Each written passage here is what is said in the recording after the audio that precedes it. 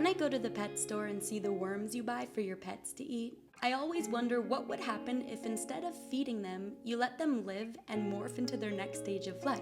So I brought 3 of them home to see what would really happen to these weird little green worms. I needed to see what they would turn into. I decided to bring 1 small, 1 medium, and 1 large one home. I also bought some coconut fiber for their bedding, hydrated it with some water, and placed some of it right inside their little home in some cupcake tins.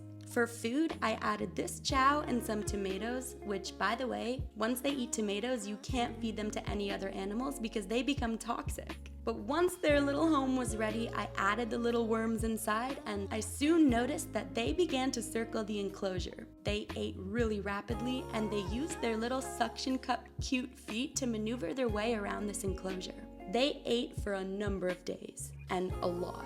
And soon, I noticed one of them turning more of a yellow color and burying itself into the coconut fiber. And that made me realize that it was probably starting to get ready to transform and prep for metamorphosis. Everything was on track, and I was excited, until one of the days came and I noticed that one of them had a problem. There was a little piece of skin that it was trying to shed that got stuck on its tail, and I needed to see if I could remove it. But I didn't want to cut off the circulation of the little guy and deem us murderers, so I had to be really delicate. I didn't want to pull the tail off altogether, and I wasn't even sure if I'd be able to get it off at all because it was wrapped around very tightly. But somehow, by the grace of the moth gods, I was able to gently pull it off, and this little one was gonna live to see the cocoon. So, they continued to eat their tomatoes and their chow, and I continued to monitor them over the next few days, waiting for a much anticipated moment to occur before my very eyes. They turn into hawk moths, so not exactly from the butterfly family, but they're from the same order in that they both grow scaled wings and they have a relatively short lifespan as moths of about 2 to 3 weeks. It can take 30 to 50 days to transform from an egg to adult, but in the end, I like to call these things butterflies. You can't really let them loose because they're invasive, so it's more about my own desire to learn about animal species that I'm unfamiliar with and hopefully educate others on the beauty that surrounds their life cycle.